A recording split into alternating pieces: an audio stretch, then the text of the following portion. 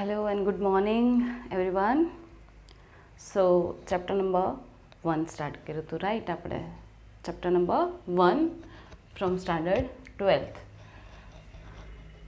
તો ફર્સ્ટ લેક્ચરમાં આપણે થોડીક એની પ્રસ્તાવના તેમજ પ્રસ્તાવના પછી એના અંદર જે અલિંગી પ્રજનન બરાબર પ્રજનનના પ્રકારમાં અલિંગી પ્રજનન છે એના વિશે થોડીક ચર્ચા કરી હતી. પણ અલિંગી પ્રજનન પ્રાણીઓ તેમજ વનસ્પતિઓ બંનેમાં જોવાનું હતું.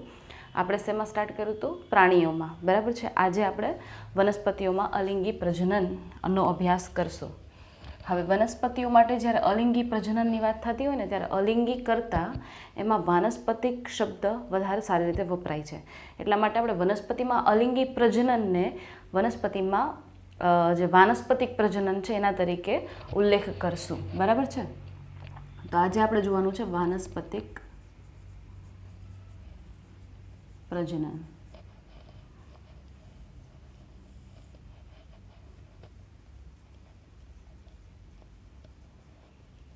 વનસ્પતિઓમાં અલિંગી પ્રજનન. બરાબર છે. તો મેં તમને કીધું હતું કે તમે આવો લેક્ચરમાં ત્યારે ચેપ્ટર જે 5 છે 11થનું એના જે રૂપાંતરણો છે અમુક પ્રકાંડના ને બરાબર છે એ તમારે યાદ રાખીને આવવાના હતા, જેના ઉપરથી આજનું લેક્ચર છે. અને યાદ ન રાખ્યા હોય તો પણ કાંઈ નહીં, અહીંયા આગળ પાછું એકવાર ક્લિયર થઈ જશે. બરાબર છે. તો વનસ્પતિમાં અલિંગી પ્રજનનમાં કશું નથી. વાનસ્પતિક પ્રસર્જકો. હવે કોને કહેવાય વાનસ્પતિક પ્રસર્જકો? તો કે વનસ્પતિના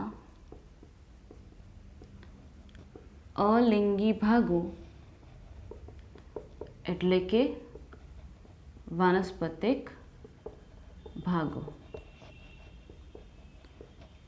પુષ્પ સિવાયના જેમાંથી નવા છોડનું નિર્માણ થઈ શકે. કોને કહેવાય વાનસ્પતિક? તો કે વનસ્પતિના દેહનો એવો ભાગ કે જેમાંથી નવું વનસ્પતિ સર્જી શકાય. બરાબર, જેમાંથી નવા વનસ્પતિનું સર્જન થઈ શકે. તો એવા ભાગને કહેવાય વાનસ્પતિક પ્રસર્જકો. પણ વનસ્પતિનો એવો કયો ભાગ? તો કે એવો અલિંગી ભાગ. અલિંગી એટલે પુષ્પ સિવાયનો ભાગ. પર્ણ લઈ લ્યો, પ્રકાંડ લઈ લ્યો, મૂળ લઈ લ્યો. બરાબર છે. તો એ બધા એના વાનસ્પતિક ભાગ થઈ ગયા. તો એમાંથી જો નવો છોડ ઉગશે તો એને કહેવાય વાનસ્પતિક પ્રજનન. પુષ્પમાંથી નવો છોડ સર્જાતો હોય તો એને કહેવાય લિંગી પ્રજનન. બરાબર છે. પણ અત્યારે વાનસ્પતિક પ્રજનન છે. ઓકે. તો એના ઉદાહરણો, તો કે ઉદાહરણોમાં આપણી પાસે છે ભૂસ્તારી, અધોભૂસ્તારી, ભૂસ્તારિકા,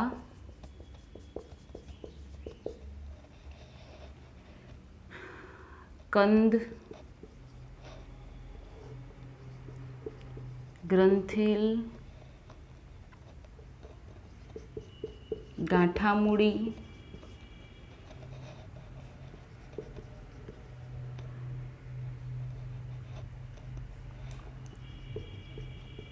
પર્ણની પ્રકલિકાઓ,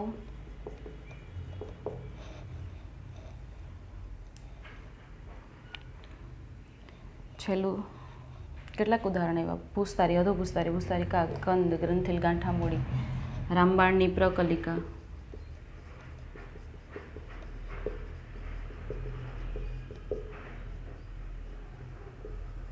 બરાબર છે. આ બધા જે નામ લખ્યા છે ને મેં, એ બધા શું છે? વાનસ્પતિક પ્રસર્જકો છે. શું છે? વાનસ્પતિક પ્રસર્જકો.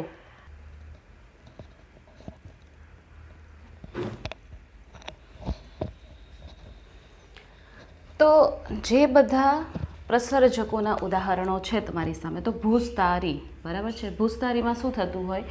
તો કે આ જે પ્રકાંડ છે એક છોડ, બરાબર ધારી લો કે આ એક છોડ છે. બરાબર. હવે આ છોડ, એના મૂળ, છોડ ઉપર એના જે પ્રકાંડ હોય એમાં આવેલી હોય ગાંઠો. શું આવેલી હોય? ગાંઠ. તો ધારી લો કે એની કોઈ એક શાખા આવી રીતે ગઈ,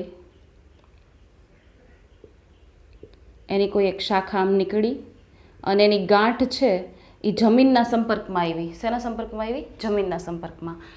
તો ત્યાંથી એણે મૂળ વિકસાવવાનું ચાલુ કરી દીધું અને ઉપર એણે પ્રકાંડ બનાવવાનું સ્ટાર્ટ કરી દીધું. આ રીતે વળી એ જ સેમ છોડમાંથી નવી એક શાખા નીકળી અને એ શાખા આવી રીતે અનુપ્રસ્થ જાય છે અને એ શાખાની કોઈ ગાંઠ છે એ જમીનને ટચ કરી ગઈ, જમીનના સંપર્કમાં આવી. તો ત્યાંથી પાછા એણે મૂળનો વિકાસ કર્યો અને ઉપર પ્રકાંડનો. તો આમ કન્ટિન્યુ ચાલ્યા કરે. બરાબર છે? તો જો એક છોડમાંથી નવા બીજા છોડ બન્યા તો એનો મતલબ આને કહેવાય વાનસ્પતિક પ્રસર્જકો. આ જે પ્રક્રિયા છે ને એને ભૂસ્તારી કહેવાય. બરાબર છે? પછી એવું અધોભૂસ્તારી. અધોભૂસ્તારીમાં સેમ એવું થાય કે ભાઈ જમીનના સંપર્કમાં આવતા, ધારી લો કે આ ગાંઠ છે, તો ગાંઠમાંથી આવી રીતે કમાન આકારે આવી રીતે શાખા નીકળે અને એ શાખા જો માટીના સંપર્કમાં આવે તો ત્યાંથી મૂળ અને નવો છોડ સર્જી નાખે. બરાબર? સેમ અગેન કોઈ શાખા નીકળે અને એ કમાન આકારે નીકળી અને જો માટીના સંપર્કમાં આવે તો મૂળ અને નવો છોડ સર્જી નાખે, ઉપર પ્રકાંડ સર્જી નાખે. બરાબર? તો કંઈક આ રીતે નવા છોડનું સર્જન થાય. તો આમાં કોઈ બે વનસ્પતિ ભાગ નથી લેતા, આમાં કોઈ બે વનસ્પતિએ ભાગ લીધો નહીં. બરાબર છે? માત્ર એક જ વનસ્પતિ હતું, એમાંથી ઘણા બધા છોડનું સર્જન થયું. એક જ વનસ્પતિમાંથી ઘણા બધા છોડનું શું થઈ ગયું? સર્જન. તો આ પ્રક્રિયાને કહેવાય ભૂસ્તારી, અધોભૂસ્તારી. અને ભૂસ્તારિકા ક્યાં હોય? તો કે પાણીમાં. ભૂસ્તારિકા ક્યાં હોય? પાણીમાં. બરાબર છે? તો ફોર એક્ઝામ્પલ આ પાણી છે. હવે પાણીમાં ઉગેલા છોડ, બરાબર, તો આ રીતે કંઈક એના પર્ણો છે અને આ રીતે એના પુષ્પ અને એવું બધું. તો હવે એમાંથી પણ સેમ એની ગાંઠમાંથી એક શાખા નીકળી અને શાખા જેવી પાણીના સંપર્કમાં આવી તો એણે નીચેની બાજુ મૂળનો ગુચ્છ અને ઉપરની બાજુ પ્રકાંડની શું કરી? રચના. ઉપરની બાજુ પ્રકાંડની રચના કરી દીધી. બરાબર? વળી પાછું એમાંથી એક શાખા નીકળી અને જેવી એનો ગાંઠ, હંમેશા યાદ રાખવાનું કે ગાંઠ પ્રદેશ હોય ને એમાંથી નવો છોડ સર્જાય છે. જો ગાંઠ, આ પ્રકાંડ છે એમાં ગાંઠ આવેલી હોય આવી, તમે તમારા ઘરે કોઈ પણ છોડ હશે ને તો એને ઓબ્ઝર્વ કરજો, તમને વચ્ચે વચ્ચે આવી ગાંઠ દેખાશે. હંમેશા એ ગાંઠમાંથી નવી શાખાઓ ત્યાંથી નીકળતી હોય. ગાંઠના જે કક્ષકલિકા હોય ને એમાંથી નવી શાખાઓ સર્જાતી હોય. તો ગાંઠમાંથી શાખા નીકળશે, આડી અનુપ્રસ્થ જાશે અને જેવી પાણીના સંપર્કમાં એ પાછી અગેન ગાંઠ આવશે કોઈ, તો એ ગાંઠમાંથી નવા છોડનું શું થઈ જશે? સર્જન. ક્લિયર? તો આને કહેવાય ભૂસ્તારિકા, જે પાણીમાં હોય. અધોભૂસ્તારી અને ભૂસ્તારી ક્યાં હોય? જમીન. બરાબર? જમીનના છોડ હોય એ આવું દર્શાવતા હોય. તો આ થઈ ગયું વાનસ્પતિક પ્રસર્જકોના ઉદાહરણો. પછી છે કંદ. તો કંદમાં કોણ આવશે? ડુંગળી. ડુંગળી શું છે? કંદ છે. બરાબર? તો અહીંયાથી નવો છોડ સર્જી નાખશે. તમે એક ડુંગળીને વાવી દેશો તો એમાંથી નવી ડુંગળી ઉગશે. બરાબર છે? તો એનો મતલબ કે તમે પુષ્પ નથી વાવ્યું, એક ડુંગળીને વાવી, ખાલી એક વનસ્પતિના કોઈ ભાગનો ઉપયોગ કરી અને નવા છોડનું સર્જન કર્યું છે. વનસ્પતિનો કોઈ એક ભાગનો ઉપયોગ કર્યો. બરાબર છે? વનસ્પતિના કોઈ એક ભાગનો ઉપયોગ કરીને નવા છોડનું શું થયું? સર્જન. કુદરતી રીતે આવું થતું હોય. ગ્રંથિલ. ગ્રંથિલમાં શું છે? તો કે બટાકા. બટાકાની જોયું હોય તો તમે આવી રીતે આંખ હોય. બરાબર? આંખ હોય બટાકા ઉપર, તો એમાંથી શું સર્જાય? નવો છોડ. ઓકે. ગાંઠામૂળી. ગાંઠામૂળીમાં કોણ આવે? તો કે આદુ.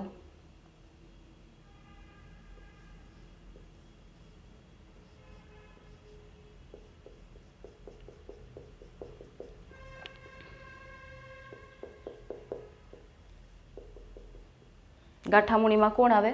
આદુ. બરાબર છે? તો આ એની ગાંઠ છે. આ ગાંઠમાંથી મૂળને પછી એમાંથી ઉગશે બધું. બરાબર છે? તો ગાંઠામૂળી, તો આદુ, પછી કેળા, એ બધામાં એવી રીતે થતું હોય. પછી પર્ણની પ્રકલિકા, તો એમાં કોણ આવશે? પાનફૂટી. કોણ આવે એમાં? પાનફૂટી. પાનફૂટીના જે પર્ણ હોય ને, પાનફૂટીના આ રીતે પર્ણ હોય તો શું થાય? પર્ણની જે આ કલિકાઓ હોય ને, ખાંચ, તો એ ખાંચમાંથી શું થશે? તો કે એને તમે આ માટીમાં દાટી દો તો ભેજવાળી જમીન જેવી એને પ્રાપ્ત થશે. એટલે એ શું કરશે? તો કે ભેજવાળી જમીન પ્રાપ્ત થતાં એની જે ખાંચ છે ને એમાંથી ઉપરની તરફ પ્રકાંડ અને નીચેની તરફ મૂળનું સર્જન થશે. ઉપરની તરફ પ્રકાંડ અને નીચેની તરફ મૂળનું સર્જન થશે. તો એક પર્ણમાંથી તમને કેટલા બધા શું કહેવાય? વનસ્પતિઓ મળશે. તો પાનફૂટી એનું ઉદાહરણ છે. પછી રામબાણની પ્રકલિકા. તો રામબાણ તમને આ રીતે દેખાડ્યું છે.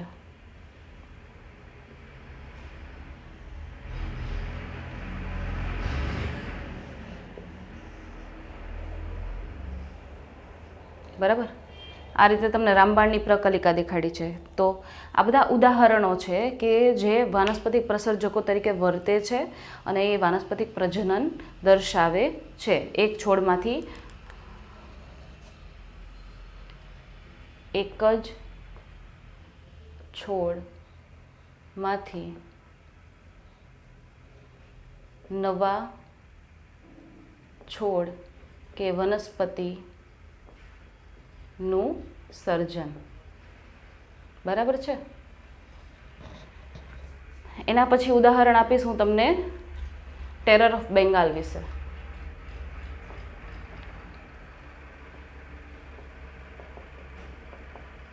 તો ટેરર ઓફ બેંગાલ એટલે કે ઉદાહરણ જળકુંભી. જળકુંભીના ઉદાહરણ દ્વારા હું તમને ટેરર ઓફ બેંગાલ છે એ વાળું ક્વેશ્ચન સમજાવું છું. બરાબર છે. હવે એમાં શું છે તો કે બહારથી જ્યારે ઘઉંનું બિયારણ અહીંયા આગળ લઈ આવવામાં આવ્યું ભારતમાં, બરાબર છે, તો એની સાથે સાથે આમ કહીએ ને કન્ટામિનેશન આવી જતું હોય, બરાબર છે, તો એવી રીતે પણ ઘણા અહીંયા આવી જતા હોય ને દબદબો ફેલાવી જતા હોય, જેમ કે કોંગ્રેસ ગ્રાસ. પણ આને તો જાણી જોઈને લઈ આવવામાં આવ્યા. ઓલું અજાણે ઘણી વખત આવી જતું હોય અને અહીંયા એની સંખ્યા વધી જતી હોય, પણ આ તો અજાણી રીતે નહીં પણ જાણીતી રીતે લઈ આવવામાં આવ્યા. અને હવે એ એક સમસ્યા ઉત્પન્ન કરે છે.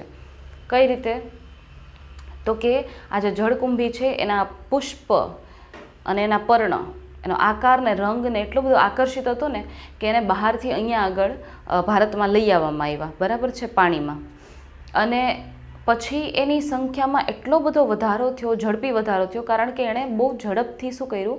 વાનસ્પતિક પ્રજનન કર્યું. લિંગી પ્રજનનની ઘટના હોય ને તો એ ધીમી હોય, જટિલ હોય, પણ વાનસ્પતિક પ્રજનનની ઘટના કેવી હોય?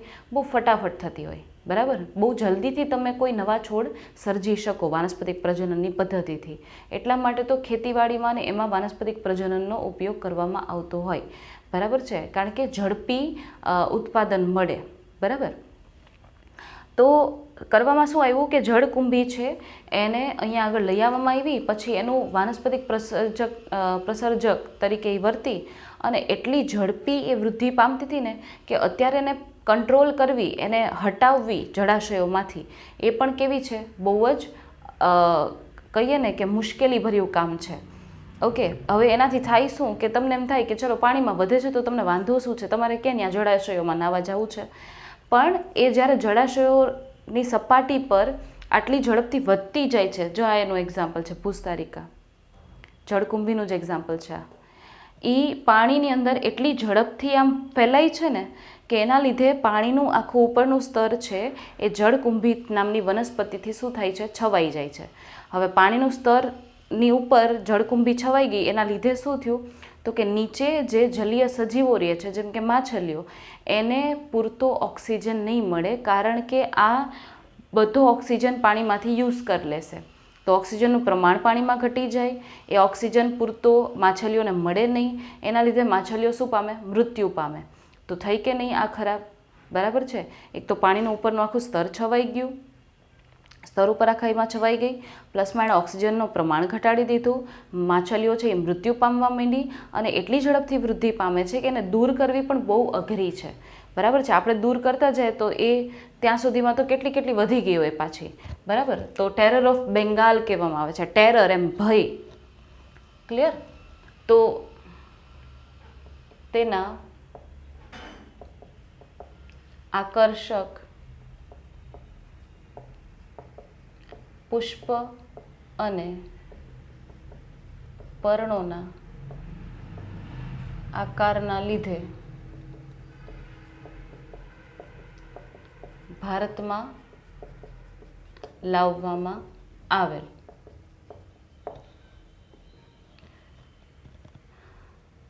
આ જળકુંભી નો વાનસ્પતિક પ્રજનનનો દર ખૂબ ઊંચો, ખૂબ જ ઝડપથી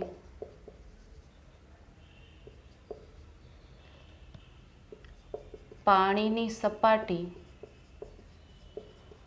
પર ફેલાય, જેથી જળાશયોની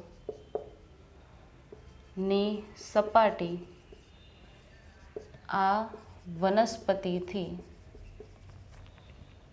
છવાઈ જાય. પરિણામે પાણીમાં ઓટુની ઉણપ વર્તાય અને માછલીઓ મૃત્યુ પામે. દૂર કરવી ઘણી અઘરી બને. ક્લિયર? બરાબર છે. તો તમને પોઈન્ટ્સ પણ મેં તમને લખી દીધા શોર્ટમાં. બરાબર, ટેરર ઓફ બેંગાલ વિશે અથવા તો જળકુંભી વિશે. ઓકે, હવે આવશે એના પછીનો નેક્સ્ટ પેરેગ્રાફ. તો નેક્સ્ટ પેરેગ્રાફમાં શું કહેવામાં આવ્યું છે? તો કે નેક્સ્ટ પેરેગ્રાફમાં તમને કીધું છે કે ભાઈ નવા વનસ્પતિનું સર્જન ક્યાંથી થાય છે?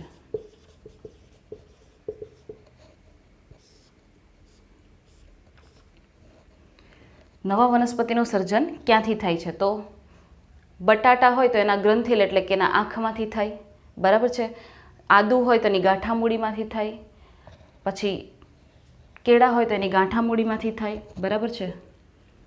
બટાટા શેમાંથી થાય? એની આંખ. પછી આદુ તો કે ગ્રંથિલમાંથી, સોરી ગાંઠામૂળીમાંથી. તો આવું કઈ રીતે શક્ય બને? તો અવલોકન કરો વનસ્પતિના કયા ભાગમાંથી નવા વનસ્પતિનું સર્જન થાય છે. અવલોકન કરો. તમે ઘરે વાવ્યા હોય, બટાકા છે, આદુ છે, તો તમે એટલીસ્ટ એને ઓબ્ઝર્વ કરો કે નવો છોડ એમાંથી ઉત્પન્ન થયો.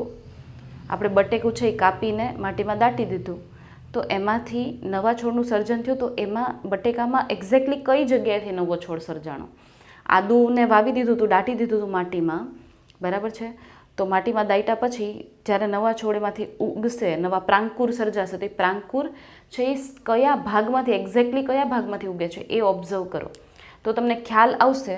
તો ત્યારે ખ્યાલ આવશે કે ભાઈ વનસ્પતિના પ્રકાંડના ગાંઠ પ્રદેશમાંથી ઉદ્ભવે. શેમાંથી ઉદ્ભવે? ગાંઠ પ્રદેશમાંથી. ગાંઠ કોને કહેવાય? આ રહી ગાંઠ. આને શું કહેવાય? ગાંઠ. બરાબર છે. તો એ ગાંઠમાંથી કેવી રીતે? તો કે જ્યારે ભેજવાળી જમીન કે માટીના સંપર્કમાં આવે ત્યારે. ક્યારે એ નવા છોડનું સર્જન કરશે? તો કે જ્યારે એ પ્રકાંડની જે ગાંઠ છે, જે તે એ ગાંઠ જ્યારે ભીની માટી, બરાબર, એના સંપર્કમાં આવશે, ભેજવાળી જમીનના સંપર્કમાં આવશે, ત્યારે એમાંથી જમીનમાં નવા મૂળ સર્જાશે અને હવા એટલે કે હવાઈ ભાગો છે એ જમીનની ઉપર સર્જાશે, મીન્સ પ્રકાંડનું સર્જન થશે. તો આવી રીતે વનસ્પતિ છે એમાંથી એક વનસ્પતિમાંથી નવી વનસ્પતિઓનું સર્જન થતું હોય. બરાબર છે. તમારે એવું હોય તો અવલોકન કરીને જોઈ લેવું. બરાબર છે. એવું એકાદા કુંડામાં પોટમાં તમારે વાવી દેવાનું, પછી જોવાનું કે કેવી રીતે ઉગે છે. ઓકે, તો ખ્યાલ આવી જશે તમને. અથવા તો તમારા ઘરે કોઈ છોડ હોય તો એમાં પણ જોવું કે એનું આખું મેઇન પ્રકાંડ છે તો એમાંથી જે શાખા નીકળીને એક્ઝેક્ટલી ક્યાંથી નીકળી એ જરાક અવલોકન કરજો તમે. બરાબર છે. તો તમને ખ્યાલ આવી જશે. તો ક્લિયર આટલું. હવે જે આમાં એક લાસ્ટ પેરેગ્રાફ છે એ લાસ્ટ પેરેગ્રાફમાં તમને શું કહેવા માંગે છે કે ભાઈ લીલ, ફૂગ જેવી વનસ્પતિઓ તેમજ સરળ વનસ્પતિઓ હોય, સરળ સજીવો હોય, શું કરતા હોય તો કે પ્રતિકૂળ પરિસ્થિતિમાં શું દર્શાવતા હોય, પ્રતિકૂળ પરિસ્થિતિ એટલે ન ફાવે તેવી પરિસ્થિતિ, એમાં એ લિંગી પ્રજનન દર્શાવતા હોય. પ્રતિકૂળ પરિસ્થિતિ હોય ને, ન ફાવે તેવી પરિસ્થિતિ, એમાં એ શું દર્શાવતા હોય, લિંગી પ્રજનન દર્શાવતા હોય. તો આટલું કીધું છે. બરાબર છે. બીજું એમાં કશું નથી, બીજું એમાં કશું છે નહીં. અને બીજી એવી વાત કીધી છે કે ભાઈ અમુક સજીવો હોય એ માત્ર અલિંગી પ્રજનન દર્શાવતા હોય, અમુક સજીવો છે તો અલિંગી અને લિંગી પ્રજનન બંને દર્શાવતા હોય. જેમ કે ઉચ્ચ કક્ષાની વનસ્પતિઓ છે એ લિંગી પ્રજનન પણ દર્શાવે, અલિંગી પ્રજનન પણ દર્શાવે. તેમજ અમુક પ્રાણીઓ હોય કે જે માત્ર, અમુક સજીવો એવા હોય કે જે માત્ર લિંગી પ્રજનન જ દર્શાવતા હોય, અલિંગી પ્રજનન દર્શાવતા જ ન હોય. બરાબર છે. ક્લિયર. તો આ તો એનો લાસ્ટ પેરેગ્રાફ જે મેં અહીંયા ટેકાવ્યો નથી, મેં અહીંયા લખ્યો નથી. બરાબર છે. તો આનો સ્ક્રીનશોટ લઈ લો તમે. આ વનસ્પતિમાં અલિંગી પ્રજનન કમ્પ્લીટ. બરાબર. જેટલા તમારા ટેક્સ્ટબુકના પેરેગ્રાફ છે ને એ પેરેગ્રાફને મેં સેક્શન વાઇઝ લખ્યું છે. જો આ પહેલો પેરેગ્રાફ વાનસ્પતિક પ્રજનનનો, પછી આ બીજો પેરેગ્રાફ, બરાબર, આ ત્રીજો પેરેગ્રાફ અને આ ચોથો પેરેગ્રાફ. આમાં વચ્ચે પ્રાણીઓનું વચ્ચે આવ્યું હતું, જે પ્રાણીઓનું મેં તમને આગળના લેક્ચરમાં કરાવી દીધું છે. બરાબર છે. તો મેં કોમ્બિનેશનમાં રાખ્યું છે, એવું નથી કે ભાઈ આડાવડું કર્યું છે બધું. ચલો સ્ક્રીનશોટ લઈ લો.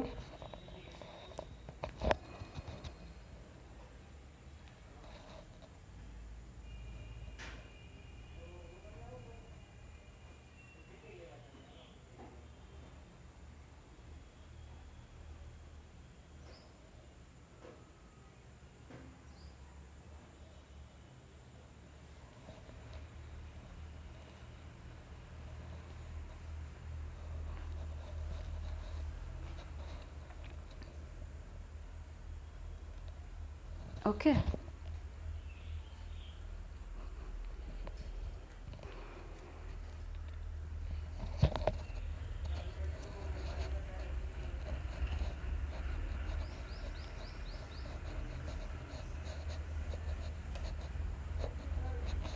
તો અહીંયા આગળ અલિંગી પ્રજનન કમ્પ્લીટ. બરાબર છે. અલિંગી પ્રજનન આપણે પ્રાણીઓમાં જોયું ફર્સ્ટ લેક્ચરમાં, અને આ લેક્ચરમાં આપણે વનસ્પતિઓમાં જોયું.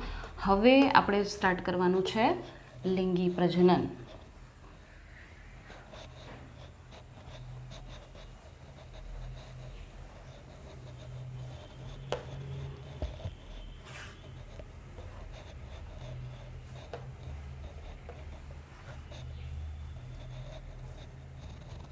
બરાબર છે. લિંગી પ્રજનન.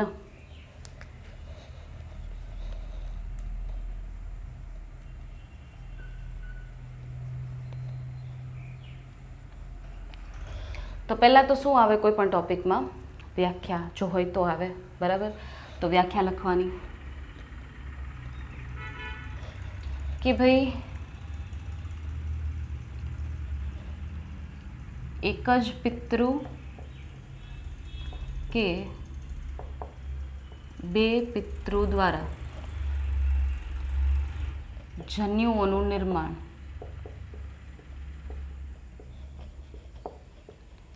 નરજન્યુ અને માદાજન્યુ.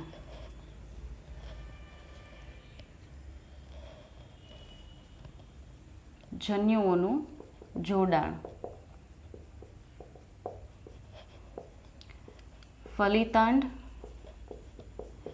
કે યુગ્મનજ ની રચના નવા સજીવનું સર્જન. ઓકે. શું કીધું છે જોજીએ વ્યાખ્યા લિંગી પ્રજનનની? તો કે લિંગી પ્રજનનમાં એક જ પિતૃ કાં તો ભાગ લેતા હોય કાં તો બે પિતૃઓ ભાગ લેતા હોય. જો બે પિતૃઓ ભાગ લેતા હોય તો એ અલગ અલગ જાતિના હોય, નર હોય અને માદા હોય. અને જો એક જ પિતૃ ભાગ લેતો હોય તો એનો મતલબ કે એના શરીરમાં બંને પ્રજનન તંત્ર હાજર હશે. મતલબ કે એ પ્રાણી કેવો હશે? ઉભયલિંગી હશે. જો એક જ પિતૃ હોય તો એ કેવો હશે? ઉભયલિંગી. અને બે પિતૃ હશે તો એ કેવા હશે? એકલિંગી. એટલે કે નર અને માદા જુદા જુદા. બરાબર છે. તો આવા પિતૃઓ જે છે એ શું કરશે? તો કે જન્યુઓનું નિર્માણ કરશે. શું કરશે? જન્યુઓનું નિર્માણ કરશે. કયા જન્યુઓ? તો કે નરજન્યુ અને માદા જન્યુનું નિર્માણ થશે. હવે આ જન્યુઓ બની ગયા તો એ જન્યુઓનું પછી શું થશે? તો કે જન્યુઓનું જોડાણ થશે. એનો મતલબ કે નરજન્યુ છે એ માદા જન્યુનું ફલન કરશે.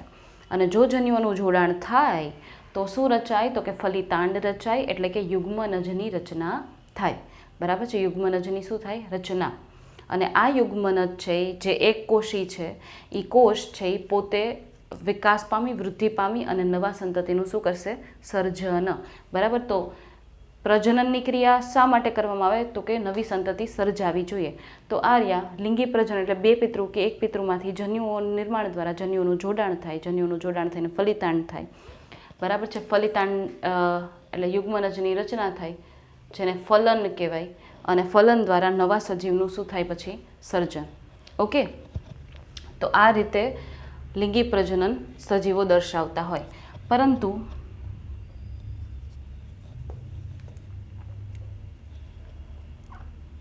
લીલ, ફૂગ તેમજ અન્ય સજીવો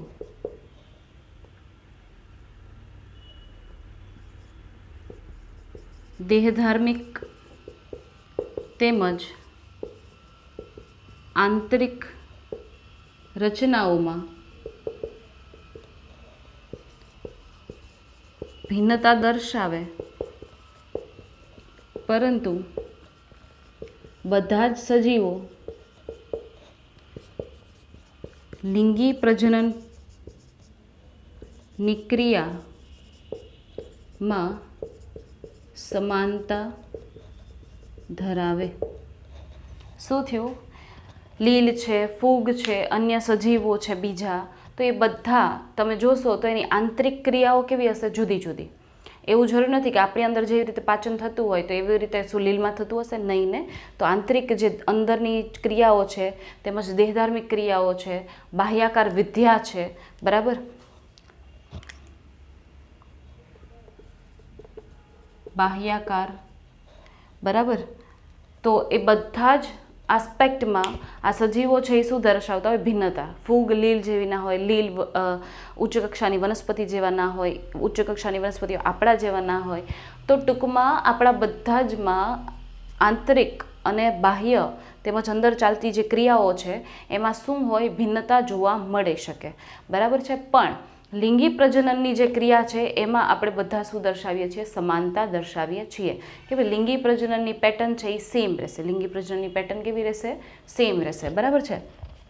તો એ સેમ રહેશે તો બીજું જુદાપણું શું જોવા મળશે? બીજા અન્ય કયા લક્ષણો છે? તો કે સજીવો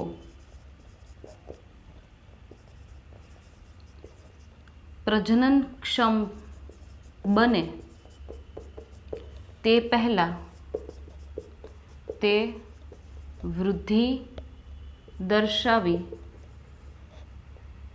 પરિપક્વ બનતા હોય. એનો મતલબ કે આમ પહેલાં તો શું કરે સજીવ? તો કે એ વૃદ્ધિ પામે. વૃદ્ધિ પામીને પરિપક્વ બને. અને પરિપક્વ બની જાય પછી શું કરે? પ્રજનન દર્શાવે. બરાબર છે. અને પછી શું થઈ જાય?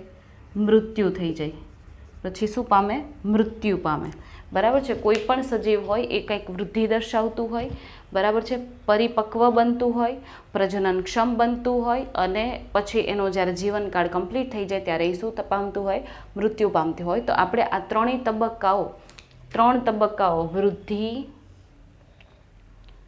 પ્રજનન અને મૃત્યુ, આ ત્રણ તબક્કાઓને જોવાના છે. તો એ ત્રણ તબક્કાઓ સજીવોના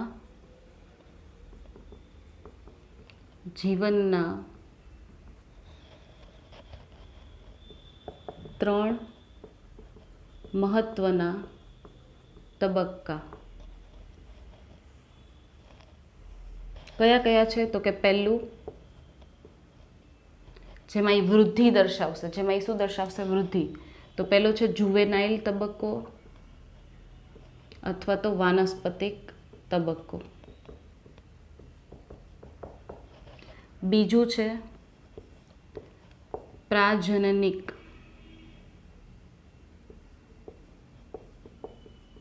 તબક્કો. ત્રીજું છે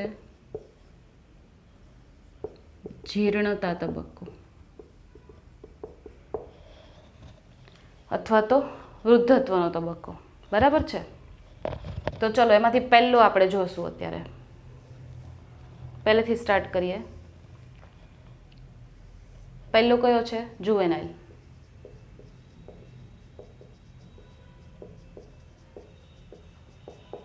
જુવેનાઇલ તબક્કો અથવા તો વાનસ્પતિક તબક્કો. જુવેનાઇલ તબક્કો અથવા તો વાનસ્પતિક તબક્કો. બરાબર. તો એના વિશેનું ડિસ્ક્રિપ્શન જોઈએ કે ભાઈ સામાન્ય રીતે બધા જ સજીવો માં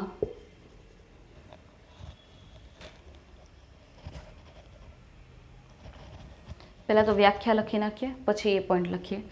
તો વ્યાખ્યા શું છે? આ તબક્કાનું શું છે? તો કે સજીવો દ્વારા વૃદ્ધિ દર્શાવવામાં આવે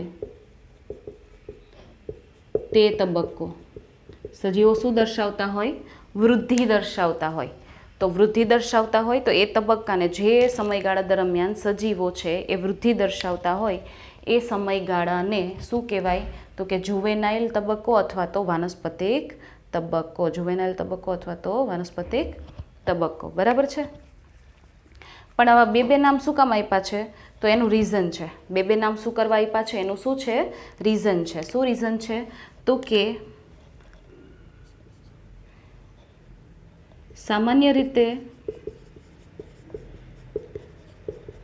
પ્રાણીઓમાં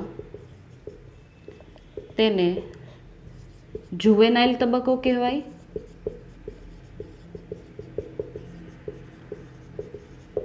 અને વનસ્પતિઓમાં, હવે તો તમને ખ્યાલ જ આવી જાય, વાનસ્પતિક નામમાં જ છે, વાનસ્પતિક તબક્કો કહેવાય. બરાબર છે? હવે જરૂરી હોય કે ભાઈ બધાની વૃદ્ધિ છે એ 2 વર્ષમાં થઈ જશે કે 5 વર્ષમાં થઈ જશે? નહીં. બધાના વૃદ્ધિના સમયગાળા કેવા હોય? અવધિ કેવી હોય? જુદી જુદી. ઘણાય છે એને વૃદ્ધિ કરવા માટે લાંબો ટાઈમ લાગતો હોય, તો ઘણાને વૃદ્ધિ કરવા માટે બહુ ઓછો ટાઈમ લાગતો હોય. તો વૃદ્ધિ માટેનો સમયગાળો, વૃદ્ધિ માટેનો સમયગાળો બધા જ સજીવોમાં જુદો જુદો હોઈ શકે. શું કહેવાય? વૃદ્ધિ છે એવું જરૂરી નથી કે બધા સેમ ટાઈમમાં કમ્પ્લીટ કરી લેશે. બધામાં જુદું જુદું હોઈ શકે. ઓકે, તો આ થઈ ગયો તમારો જુવેનાઇલ તબક્કો કમ્પ્લીટ. બરાબર છે? હવે કયો તબક્કો જોવાનો છે? તો કે પ્રાજનનિક તબક્કો. તો સેકન્ડ, પ્રાજનનિક તબક્કો. તો પ્રાજનનિક તબક્કો, હવે આપણને કેમ ખબર પડે કે પ્રાજનનિક તબક્કો સ્ટાર્ટ થઈ ગયો છે? તો કે પ્રાજનનિક તબક્કો દર્શાવે શું? તો કે વૃદ્ધિના તબક્કાનો અંત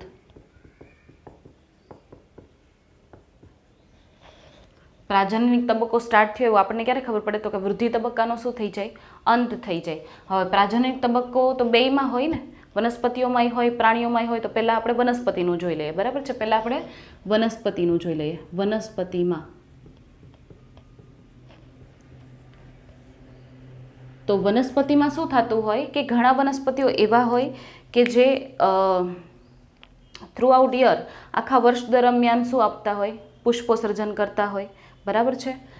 પ્રાજનનિક તબક્કો છે એ વનસ્પતિમાં જોવાનો છે. તો વનસ્પતિમાં ક્યારે ખબર પડે પ્રાજનનિક તબક્કો સ્ટાર્ટ થઈ ગયો? તો કે પુષ્પ સર્જન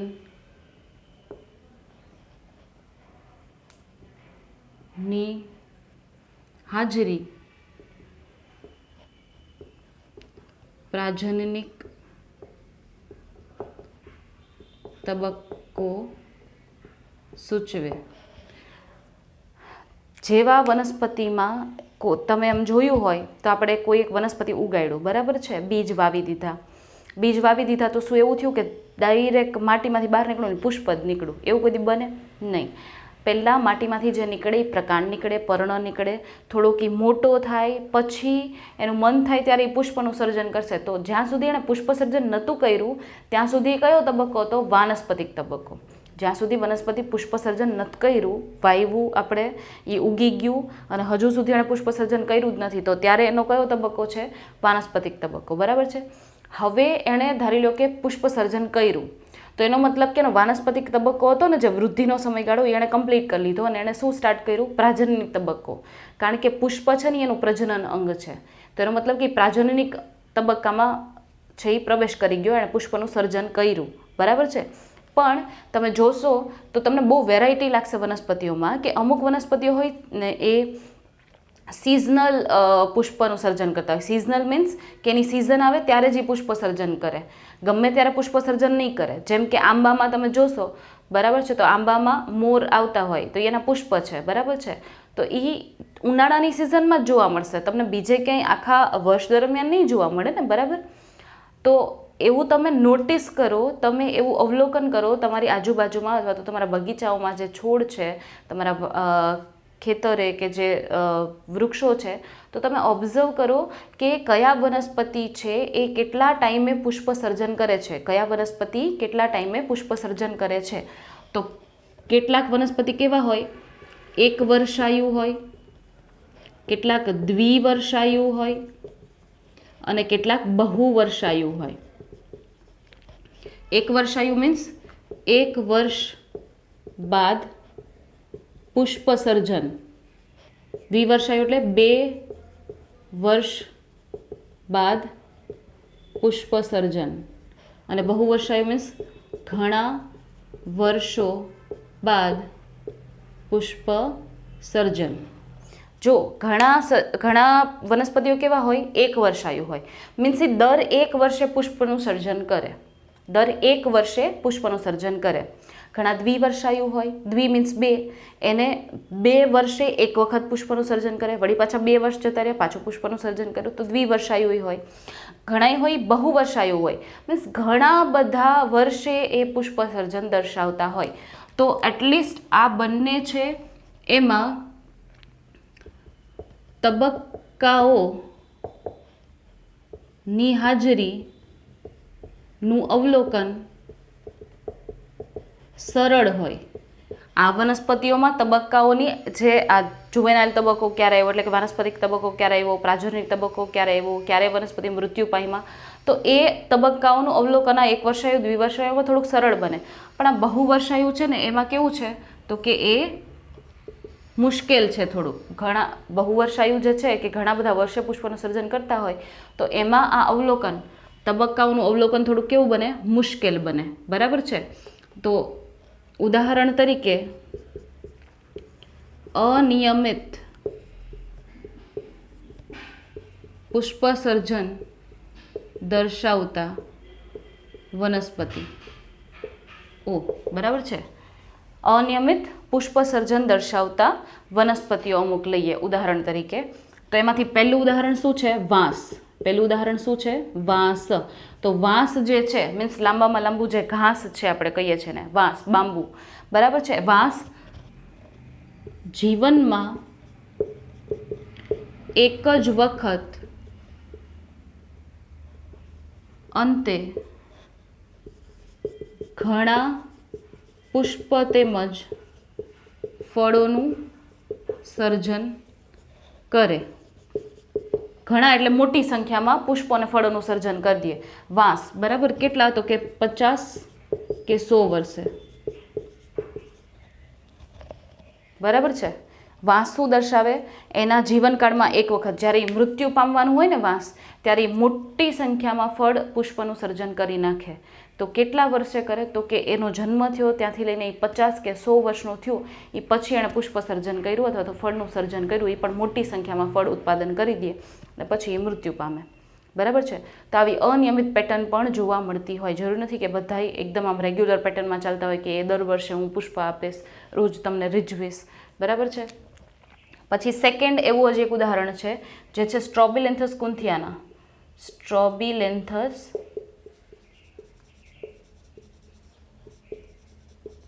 કુન્થિયાના. તો સ્ટ્રોબિલેન્થસ કુન્થિયાના એટલે નીલકરંજીત. નીલકુરંજીત. તો સ્ટ્રોબિલેન્થસ કુન્થિયાના નીલકુરંજીત છે એ કેટલા વર્ષે? 12 વર્ષે પુષ્પ સર્જન કરે. 12 વર્ષે પુષ્પ સર્જન દર્શાવે. તો 2006માં સપ્ટેમ્બર, ઓક્ટોબર માં પુષ્પ સર્જન દર્શાવ્યું હતું એણે. ક્યારે? 2006માં. બરાબર છે? સપ્ટેમ્બર ઓક્ટોબરના જે મહિનો છે એની અંદર એણે પુષ્પ સર્જન દર્શાવ્યું હતું. એના લીધે કેરળ, કર્ણાટક અને તમિલનાડુ ના પર્વતીય વિસ્તાર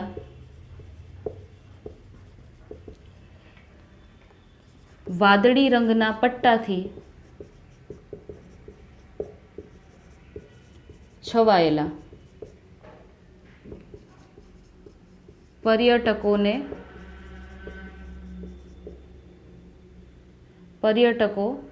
આકર્ષિત થયા.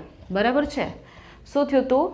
આપણે અનિયમિત પેટર્ન કે ભાઈ આમ આડાવડું કોઈ ટાઈમ પીરિયડ કંઈ ફિક્સ છે જ નહીં કે ભાઈ રેગ્યુલર પેટર્ન નથી. તો 12 વર્ષે પુષ્પ સર્જન દર્શાવે છે. તો 12 વર્ષે પુષ્પ સર્જન, બરાબર છે? તો ક્યારે? 2006માં દર્શાવ્યું હતું, સપ્ટેમ્બર ઓક્ટોબરમાં. તો સપ્ટેમ્બર ઓક્ટોબરમાં દર્શાવ્યું હતું. તો કેરળ, કર્ણાટક અને તમિલનાડુનો જે પહાડી વિસ્તાર હતો, ઓકે, પહાડી વિસ્તાર હતો,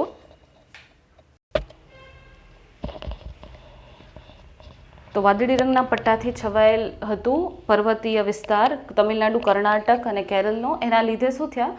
પર્યટકો જે હોય ત્યાં ટ્રાવેલિંગ કરતા હોય, બરાબર છે, સ્પેશિયલી વિઝિટ લેવા ગયા હોય, એ લોકોને બહુ આકર્ષિત કર્યા હતા. બરાબર છે? સ્પેશિયલી લોકો જોવા જાય આવું જે દ્રશ્ય હોય એ. તો આ થઈ ગયું વનસ્પતિમાં પ્રાજનનિક તબક્કો. બરાબર છે? હજુ પ્રાણીઓમાં પ્રાજનનિક તબક્કો બાકી છે. તો પહેલાં સ્ક્રીનશોટ લઈ લો, પછી હું તમને પ્રાણીઓમાં પ્રાજનનિક તબક્કો અને લાસ્ટ વૃદ્ધત્વ તબક્કો છે એટલે કે જીર્ણતા તબક્કો એ સમજાવી દઉં. ઓકે?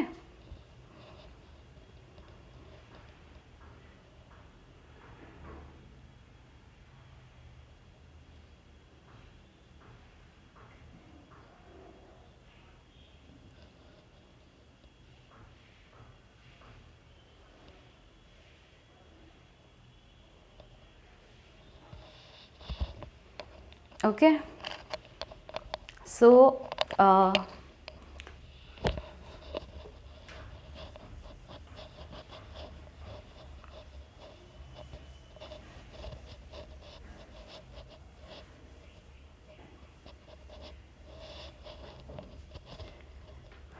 બરાબર છે? ત્યાંથી અહીંયા આગળ લખું છું, સેકન્ડ અહીંયા આગળ પ્રાણીઓમાં પ્રાજનનિક તબક્કો.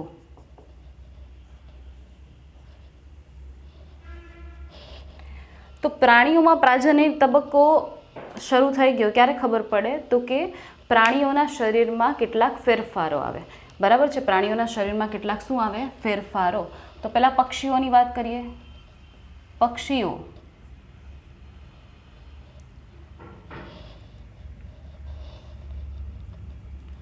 કુદરતી રીતે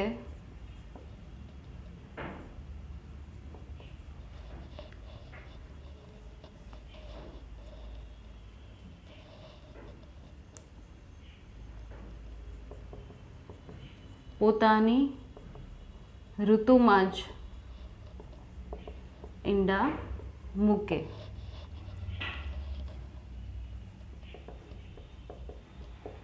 કેટલાકમાં કૃત્રિમ રીતે ઈંડા મૂકવાની ક્રિયા દરરોજ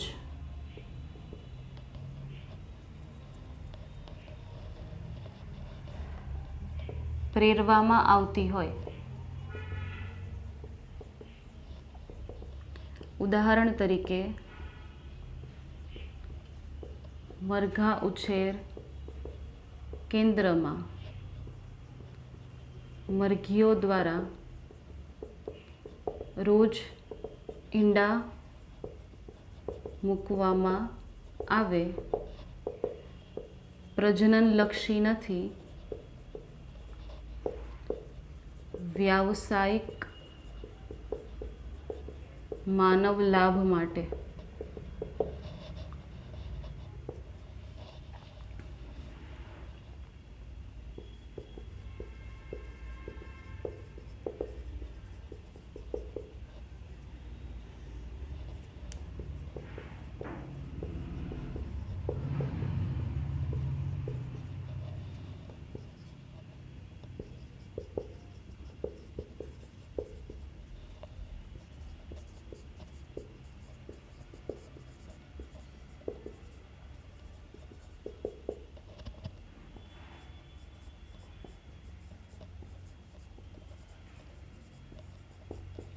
જો હવે અહીંયા આગળ પ્રાણીઓમાં જે પ્રાજનનિક તબક્કો છે તમારે એટલું આમાં યાદ રાખવાનું છે. શું? તો એક તો પહેલાં પક્ષીનું ઉદાહરણ લઈને યાદ રાખવાનું કે ભાઈ પ્રાજનનિક તબક્કો છે તો એમાં શું થાય, તો કે પ્રાજનનિક તબક્કામાં શારીરિક ફેરફારો આવે, બરાબર છે, પ્રજનન તંત્રને લગતા ફેરફારો આવે, અંતઃસ્ત્રાવોમાં ફેરફાર આવે, બરાબર છે, અને એના લીધે પ્રાજનનિક તબક્કાની શરૂઆત થાય.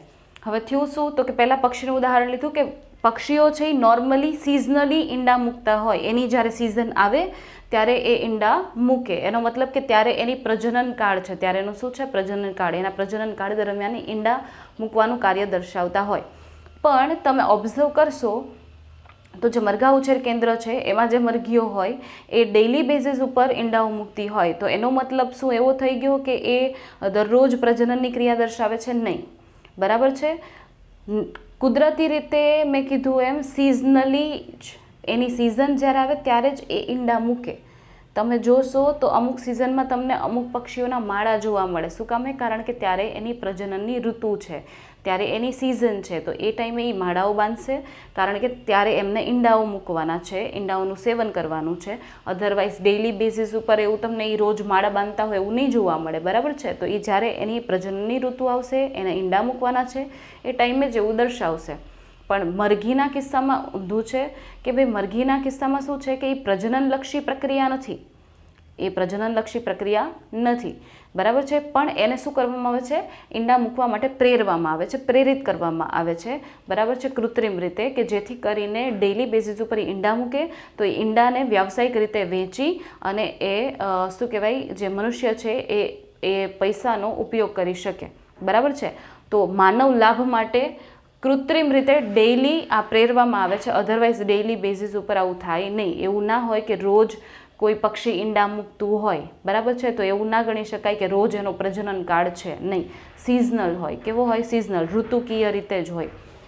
પછી એવી જ રીતે ઋતુકીય ઋતુચક્ર, 4 વર્ડ છે એ જોવાના છે. તો ઋતુકીય ઋતુચક્ર કોને કહેવાય? તો કે ઋતુકીય ઋતુચક્ર એટલે વૃદ્ધિ બાદ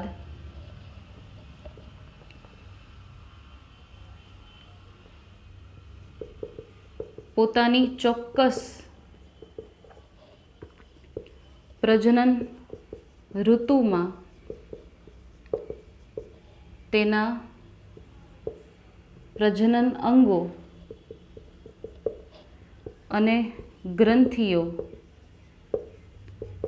તેમજ અંતઃસ્ત્રાવોમાં ફેરફાર આવે.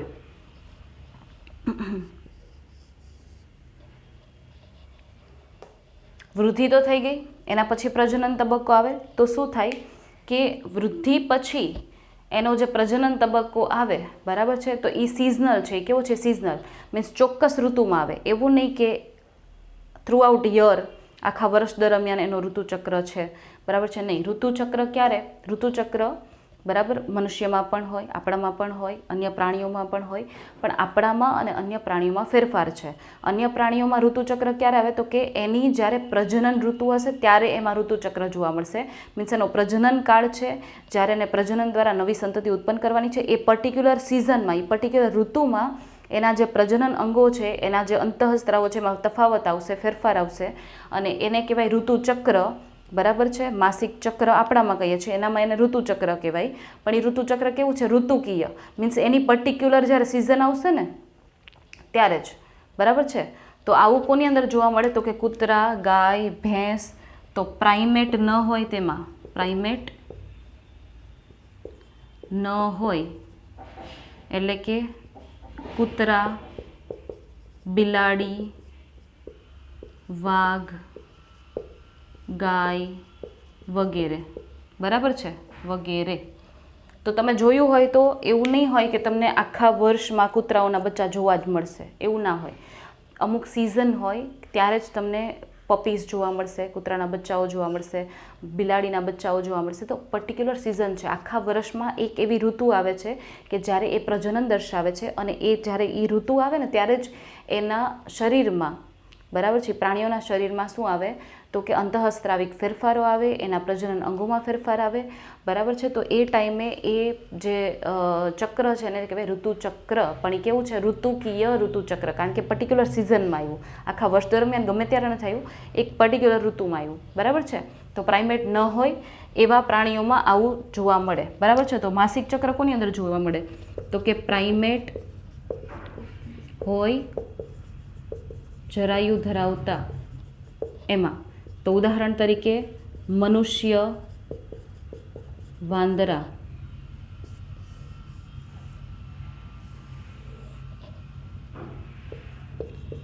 દર મહિને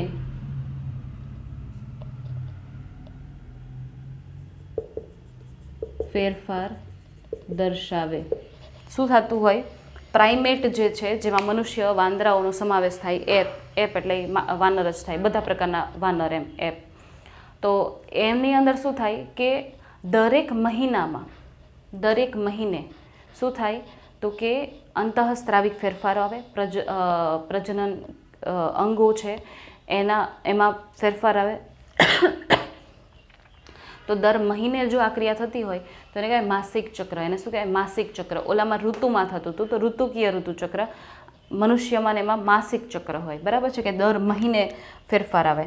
તો એના ઉપરથી આવ્યા બીજા બે વર્ડ, ઋતુકીય સંવર્ધકો. તો ઋતુકીય સંવર્ધકો એટલે આ, બરાબર છે. ઋતુકીય ઋતુચક્ર દર્શાવતા હોય મોસ્ટલી જંગલમાં જે વસતા પ્રાણીઓ છે એ, બરાબર છે,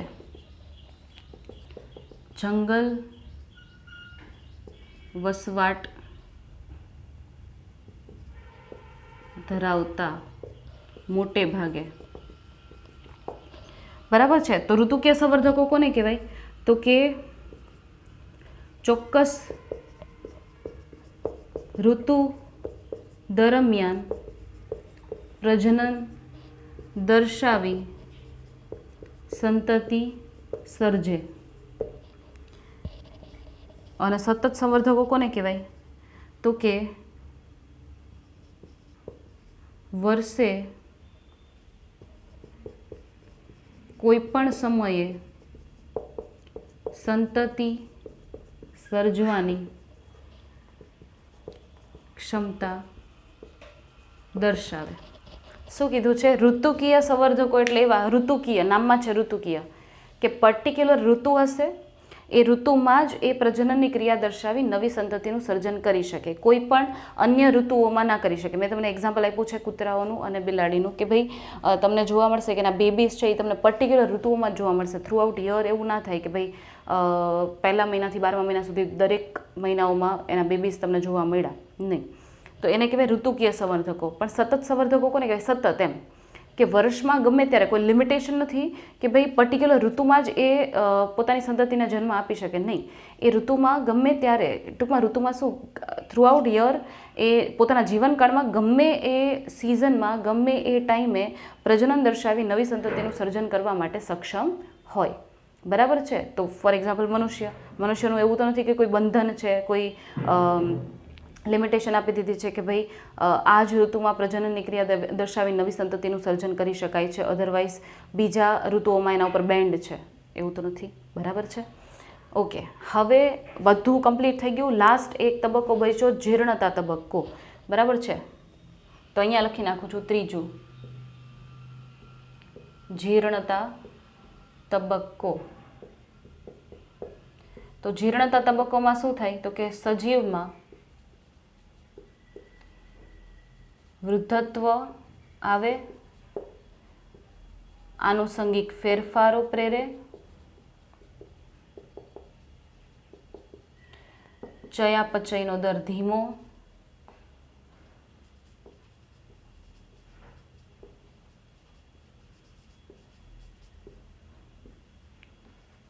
મૃત્યુ તરફ દોરે.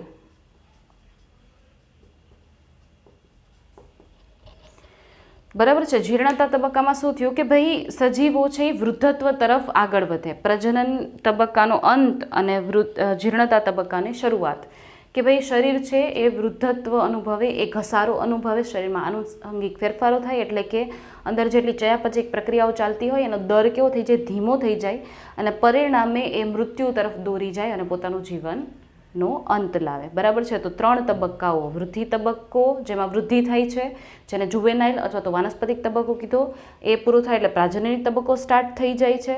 બરાબર છે. અને એનો પ્રાજનનિક તબક્કાનો અંત છે એ વૃદ્ધત્વ તરફ દોરી જાય અને વૃદ્ધત્વ છેલ્લે મૃત્યુમાં પરિણમે. બરાબર છે. તો આ 3 તબક્કા છે એનો ફેરફાર તમે જોઈ શકો કેના દ્વારા, તો કે શરીરમાં અંતઃસ્ત્રાવિક ફેરફારો આવતા હોય ને એના દ્વારા આ 3 તબક્કાઓ એકબીજાથી કેવા પડે છે, જુદા. બરાબર છે. તો અહીંયા સુધી આજે આપણે કર્યું. બરાબર છે. લિંગી પ્રજનનમાં 3 તબક્કાઓ. બરાબર છે. તમને આ તબક્કાઓ પૂછી શકે કે ભાઈ તબક્કાઓનું વર્ણન કરો. હવે જે આવશે એ આવશે લિંગી પ્રજનનમાં થતી ઘટનાઓ. લિંગી પ્રજનનમાં થતી ઘટનાઓ. બરાબર છે. તો એ ઘટનાઓ જેમાં પૂર્વફલન, ફલન અને પશ્ચફલન ઘટનાઓ આવે છે એ આપણે નેક્સ્ટ લેક્ચરમાં કન્ટિન્યુ કરશું, એટલે કે સ્ટાર્ટ કરશું નવેસરથી નવો ટોપિક. બરાબર છે. આજના લેક્ચરમાં અહીંયા સુધી રાખીએ છીએ. જેટલું ચાલ્યું છે એ 2 ટાઈમ્સ લખવાનું છે. 1 ટાઈમ ફેરબુકમાં લખો, 1 ટાઈમ હોમવર્ક બુકમાં લખો. બરાબર છે. સો દેટ તમારું 2 ટાઈમ હોમવર્ક થઈ જાય અને ફેરબુક પણ કમ્પ્લીટ થઈ જાય. એન્ડ સાથે સાથે રીડ પણ કરવાનું છે. એવું નથી કે ભાઈ ચાલ્યું છે લખીને આ મૂકી દીધું, એને સાથે સાથે રીડ કરવાનું છે, રિવાઇઝ કરવાનું છે, જેથી કરીને ભૂલાય નહીં. અને જ્યાં પણ ક્વેરી લાગે ત્યાં પૂછવાનું છે, કોન્ટેક્ટ કરવાનો છે. ઓકે, ચલો. સો અહીંયા સુધી રાખીએ. સ્ક્રીનશોટ લેવાનું ભૂલતા નહીં. And we will meet in the next lecture. Till then take care and good bye.